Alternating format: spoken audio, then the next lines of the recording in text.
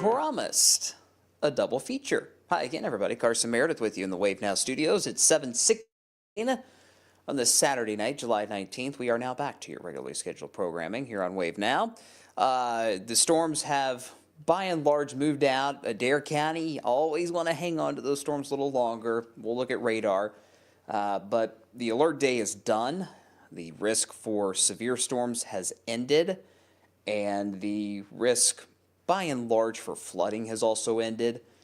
But obviously, if you're going to be out and about this evening, just make sure you watch out for some ponding and the typical trouble spots as we get a nice reprieve in the rain.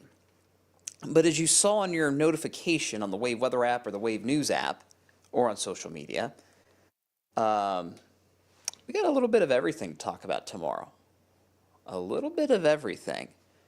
Well, not really. I'm not talking about snow. But we have two big things now to focus on tomorrow, one of which is still the storms, but also now the heat. It's kind of snuck back into the picture as we head into your Sunday. We'll have some new information on heat advisories that are back in effect coming up shortly. Let's start things off tonight. Live look at Slugger Field where the tarp is off. And as expected, we're going to play some baseball tonight. I think they're playing St. Paul. I looked it up right before I came in the Wave Now studios. So should be all go for the Bats tonight. In the background, top left, you can see Lynn Family Stadium. Lou City back in action tonight against Tulsa, I believe. That game kicks off at 8 o'clock. So yeah, these games will be just fine through the rest of the evening. Damp, certainly. Quite humid, but dry. Look at the almanac. I don't usually show this on our chats here on this digital side of things. But look at that high temperature today, 83. That's it. Those storms, they started 2 or 3 hours ahead of schedule. They arrived 2 or 3 hours ahead of schedule, and that kept the temperatures from climbing any higher. We had a forecast high of 90 in Louisville today. We only got up to 83. I looked it up. It is the coolest high temperature we've had since June 17th. So it's been a little over a month since we've had a cool summer day like we had today. The only way you get these kind of days for the most part this time of year is when you have storms. And that's exactly what happened today. Keep in mind, too, that rainfall number doesn't factor in additional rain that's fallen late this afternoon. So that'll be refined as we get later into the evening. But interesting little nugget there, that coolest day we've had in a month around here. Here's radar. Louisville, we're done with the rain. Maybe a few little spits of mist or drizzle, that's it. No big deal. Southern Indiana, same thing. We are still tracking, however, some steadier rain, basically south of the parkways as well as into Shelby County and Franklin County. The last of the thunderstorms still holding on down in Adair County. We love you guys. These storms always take forever to move out of Adair County, but that's okay. We're here to track them. And even then, it's weakened quite a bit in the last 15 minutes. But still, one last burst of very heavy rain moving through Columbia, through Gradyville, and moving through the breeding community as we speak. This is pushing east towards Gentry's Mill, Glenn's Fork, as we go through the next 15 minutes or so. Let's check the wind on it just to be super sure. Maybe a little 20-mile-an-hour gust. That's about it. So these storms continue to weaken. They continue to push to the south and east. Zoom out the view a little more so I can show you. Remember how we talked about how these storm clusters do not want to quit? This is exactly what I'm talking about, guys. It's crazy. Most of the high-resolution models that we show you guys all the time had this cluster of storms weakening as soon as it crossed the Ohio River. Well, now it's crossing the Tennessee state line. They just kind of have a life of their own. Once they get going, it takes a lot to slow them down. They're not severe storms, but they're certainly producing extremely heavy rain and lightning along the Kentucky-Tennessee border. But nonetheless, those are no longer an issue for us, and most of us tonight will get a nice reprieve in the rain, and we need it. Look at this. This is the same map I showed you earlier today. This is today's rain exclusively. Doesn't factor in Thursday or Friday. And you can see the I-64 corridor from Gibsonville through Louisville, out towards Floyd's Knobs, Corydon, and then the bullseye was right there in DuBois and Crawford County. See that orange I'm circling right here? That is where we actually had measured rainfall amounts over 6 inches today near Huntingburg, Indiana, which is in DuBois County. So very, very, very heavy rain. This is what we've been concerned about. A lot of us this weekend are going to pick up a solid 2 to 4 inches of rain, and there's going to be a few spots that see 5 to 6 inches of rain, maybe even more. Maybe in DuBois County, we tack on another ½ inch to 1 inch of rain this weekend, on top of the 6+ inches of rain we saw in parts of the county out there earlier today. And it's not just I-64, it's the Bluegrass Parkway, or the Parkways area as well. You can see our radar estimates: E-Town, Hodgenville, New Haven, parts of Marion County saw another 2 to 3 inches of rain today, and a lot of that was with the storms that have just moved through. Some of the rain that continues to move through as well tonight. Here's the big picture across the region. Take a full screen for a second. And you see the flash flood warnings are still in place to our west. When the storm cluster really got going today, it took forever for it to actually start moving out here. What happened is you had these storms basically develop along I-64, and they didn't want to move south, they wanted to move east, going over the same spots time after time after time. It needed a kick to the south before it finally got going. But until that kick happened, it caused flash flooding out to our west. So numerous flash flood warnings continue, including Evansville, including, I think that includes Carbondale, Illinois.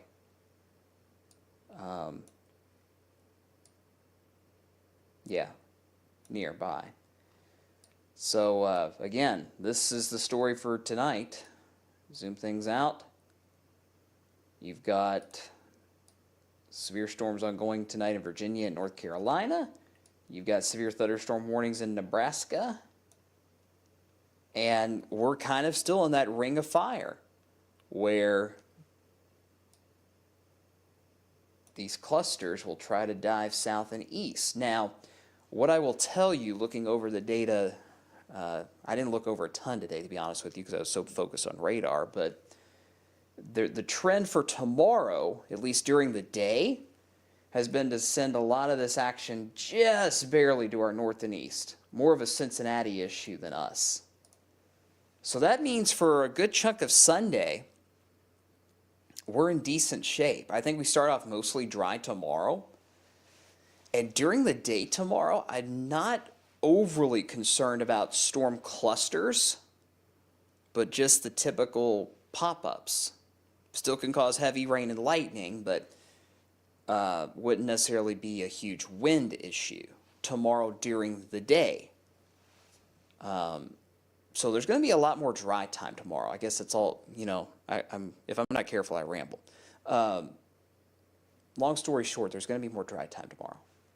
Pop-ups still around, but I'm not seeing signals for a storm cluster to move through during the day on Sunday.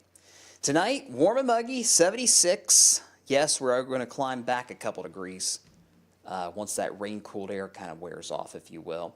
We'll carry a very small, isolated shower chance overnight tonight, quite frankly, because it's July. and there's so much moisture in the air, it wouldn't take much to set off a stray shower. But I truly believe a lot of us are going to get a lot of dry time tonight and into the first half of the day tomorrow. Speaking of tomorrow, let's break it down into parts, part 1, part 2.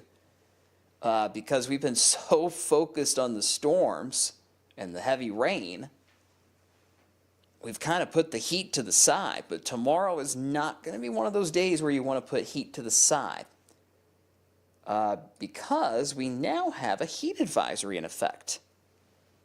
This is not for everybody. This is for basically, gosh, how do I describe this? It includes Louisville, the heat advisory does. It includes Brandenburg, Hardinsburg, Eatown, Litchfield, Mumfordville, Campbellsville, Lebanon, Bardstown. And then to southern Indiana, the heat advisory includes Jeffersonville, Clarksville, Henryville, Scottsburg, Salem, Corydon, Paoli, English, Marengo, Tell City, Jasper. If you live in those cities or you live near those cities, you're under a heat advisory tomorrow from noon until 9. And basically, this is for the heat index getting near 105. Now, with a forecast high of 93, how are we surging that heat index up to 105? Guys, it's all the moisture in the air and in the ground. Kind of have a little corn sweat thing going on of sorts. Not nearly as bad as what they do have to deal with in corn country, but something similar. And that's going to add up. So when you look at the trends tomorrow, we start off in the 70s with that feels like temp in the mid 80s. And that hottest part of the day, actual temps around 93, which normally, like, okay, whatever. But that heat index, at least here in Louisville, could get as high as 107, maybe 108. So that's why the heat advisory is issued. We've had this kind of heat before this summer already. We had that big heat wave back in June. So this is normal. But just to give you that heads up, if you're going to be out and about tomorrow, be careful during the afternoon, because it will wear on you quick, just like that heat wave we had back in June. 93 tomorrow, heat index 105 for most, may get close to 108 in a few hot spots on Sunday. That's the heat. Let's talk storms. And I don't usually like doing back-to-back bar graphs, but it's the best way to explain our setup for tomorrow. So storm chances during the day are pretty low. Typical summer day. 20-30% chance for those scattered downpours during the morning and especially during the afternoon, that hottest part of the day. But it's going to be late tomorrow night, overnight really, where these storm clusters come back into play. And there is still question tonight as to how many storm clusters we see tomorrow night and where exactly they track. Remember, we talked about during the day tomorrow, most of those clusters are going to be a little north and east of us. Is that going to be the case tomorrow night? Or are we going to kind of get back in that ring of fire tomorrow night? My answer is kind of in between. I think a lot of you will actually stay dry tomorrow night, truly. But there will be a corridor, especially southern Indiana and along and north of the Ohio River, along I-71 as well, that has the best shot to see storms tomorrow night. This is tomorrow morning, and it looks pretty good. Again, it's summer, so I'm never going to be totally honest with you guys, I never have a 0% rain chance in the summer. I just don't. Because there's always that chance for a pop-up in nearly all situations this time of year. So we'll keep that tiny chance in the morning. If you're heading out to church or anything like that, should be okay. Might be a good idea to just keep an umbrella in the car in case, but you don't have to take it in church. Okay? That's 9 a.m. We get into the afternoon, still pretty quiet. You noticed how all the storm action, the cluster action, was northeast of us. See that at the tippy top of the screen? Up towards Columbus, Ohio, near Muncie, Indiana, Ball State University. So the cluster action stays northeast of us during the day. However, I still think we will be dealing with at least a few scattered storms Sunday afternoon, just the typical garden variety pop-ups. But then tomorrow night, those clusters are able to fall back into line, if you will, and make a run for our area. You notice this is around midnight Sunday night, midnight Monday morning, however you want to look at it. And you see that first storm cluster developing up near Bedford, Seymour, and North Vernon. Let's keep going. Notice how concentrated that storm path is going to be. If you're down near Litchfield, Mumfordville, Columbia, you may not see a drop of rain tomorrow night. But the further north and east you are, the higher your storm chance is going to be. Bedford, Paoli, Corydon, Salem, Seymour, Scottsburg, North Vernon, Madison in southern Indiana. In Kentucky, Louisville, Bardstown, Shelbyville, Frankfort, LaGrange, Bedford, Carrollton. Where those two arrows, where I try to draw those out, that's kind of the zone that we're going to have to watch potentially for these heavy storm clusters to roll through late tomorrow night that may cause additional flooding issues. It's not going to take much more rain to cause more flooding, guys, because of how saturated we are. But again, the question is, how many of these storms will we see tomorrow night? And will they even be in our area? Remember, during the day, they're up in Ohio. Will that trend be the case tomorrow night too, where instead of going through our area, they're up here? Or will they, as the high-resolution rapid refresh model suggests, the HRRR, will these storms late tomorrow night come back into our area? And that's what remains to be seen. Could there be an alert day tomorrow night? Yes. If we become more confident not only in storm placement, but also amounts. While these storm clusters you see here on Futurecast will certainly be heavy, I will tell you there has been a slight downward trend in rainfall amounts tomorrow night. It might be closer to 1 inch of rain instead of 2 or 3. That's just one run. We'll see what happens this evening. But it is something we'll keep an eye on. And you notice by Monday morning, for the most part, we're just dealing with lingering showers, maybe 1 or 2 heavy downpours for the morning drive.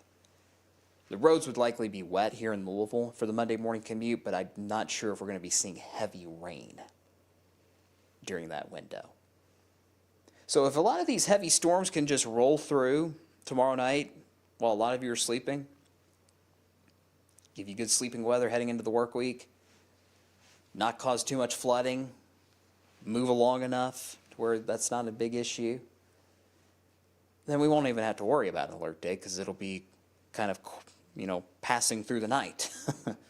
But if we start to be more confident that there's going to be some flooding problems or there's going to be issues for the Monday morning drive, then we may have to give you that heads up that you're going to have to probably deal with this either tomorrow night or Monday morning, okay? That's where we are at this point. Gosh, I've gone 20 minutes without going through the comments. Sorry, guys. I just got on a roll there. Kathy says, hey. ZK, hello. Angela, hi there. Hope all's well. Reagan, hello again. Weather Geek, hello. Can we put the scuba gear away for today? I'd say so. Yeah, put the scuba gear away. We don't need it tonight. We're pretty good. Frank, of course, that was uneventful. Well, Frank, you must not live in Du Bois County where there was several homes that took on water today and saw over 1/2 foot of rain in about 2 hours. We cover 34 counties. Not everybody's going to get the same impacts, period. Some of you are just going to have a good washout kind of a day. Some folks did not get as lucky. They saw over 6 inches of rain, There was an apartment fire in Louisville this evening, likely because of lightning. So people are without a home tonight because of lightning. Consider yourself lucky, please. It's frustrating when people complain like that. Anyway, let's see. Storm Chaser Jason's here. Hello. Adam says hi on YouTube. Shonda says, hey, how many people are coming back tonight? It's a lower crowd. No surprise there. It's a Saturday night. 350 on the social platforms. It peaked around 1,100 earlier. Alert Day digital updates always get much more traffic. Understandably so. DJ King's here. Hope all's good. When's the next Alert Day? Well, we kind of talked about it. Let me go ahead and pull up the 10-day. And you guys can see it all the way through. Right now we don't have any, but again, tomorrow night, Monday morning, it's a close call. Just waiting to see where these storms are going to go, how much rain they're going to dump, and will it impact the Monday morning rush? And right now, I personally don't have enough confidence to say that any of those things could happen. So right now, we'll leave it as it is, but we're watching it extremely closely. Now, for the middle of the week, Wednesday, Thursday, Friday, we got highs back in the mid-90s, and I would expect that heat index to get at least back to 105. We got a heat advisory tomorrow. I'm almost certain we'll have heat advisories multiple days mid to late next week, maybe even into next weekend. If we get into extreme heat warning territory, which is when the heat index is 110 or higher, may have to call alert days around that time frame as well. Because once you get to the extreme heat, the 110s or higher, that's when it's just downright dangerous for everybody. So we are monitoring that closely. I'll pull up our forecast for now for the heat. Next week, not tomorrow. You see the highs are pretty consistent, 94, 96, somewhere in there. I'm going a little more conservative on the heat indices for now and just saying up to 105, but again, there have been plenty of models that have suggested closer to 110. So it's a wait and see game as we get towards the middle of the week as well for the heat. So there's that. When is the next alert day? Stay tuned. Unfortunately, we can't, a lot of times in the spring, we're able to give you guys huge heads ups on alert days, like 7, 8, 9 days. We don't like doing alert days 10 plus days out. But usually in the spring, we can give you 7 to 10 days. Summer's more difficult because the pattern is always ebbing and flowing, more so than the spring. And the models struggle more with summer setups as well. So your confidence way far in advance isn't quite as high. So, hope that makes sense. Let's see. Christy, hello from Harrodsburg. Okay, I see. Harrodsburg to Perryville got slammed. That lightning was unbelievable. Yeah, a lot of you guys said the lightning was crazy, and it was. It was nonstop, it seemed like, in a lot of spots today. Ann, hello. The humidity's killing me. I can handle the heat, just not the humidity. I'm with you. I hate this. Straight up, I hate this heat and humidity. Crystal says hello, getting tired of the pop-up storms. Any relief in sight? Well, if you're looking for relief from the heat, not really. Today was probably your best bet for a while. And obviously, we had rain and storms. But there's not a ton of cool downs in sight, I'm afraid. Not a ton. Lots of low 90s with a few mid 90s sprinkled in. Storm-wise, we're going to get a little break in the storms Wednesday and Thursday, I think. And then next weekend, the suggestions are we start to ramp up that storm action again. It's just the way it is this time of year. Let's see. Kathy says the Blue River in Fredericksburg is up. Not too bad. Yeah, that's to be expected. That's to be expected.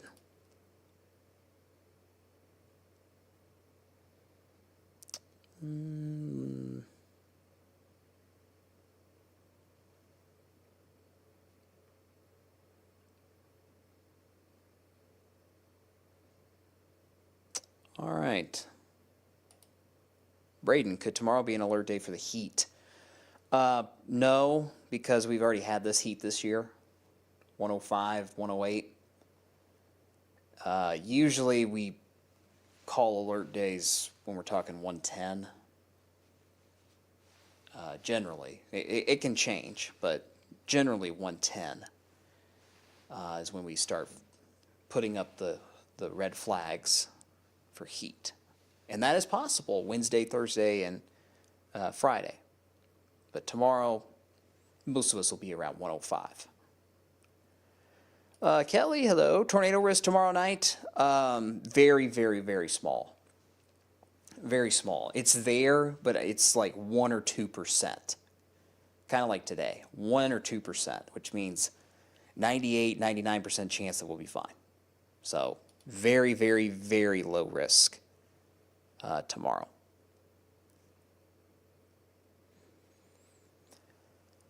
Let's see.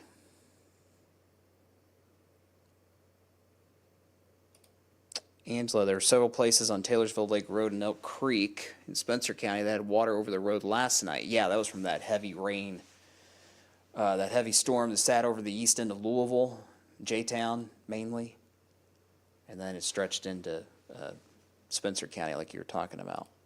Hey, spammer. Love it. I'll take care of them. So close, man. I was about to wrap it up and I stumbled on it.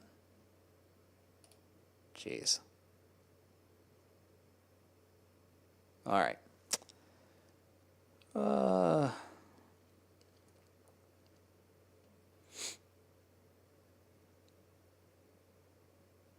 right, guys. So that's all I got for tonight.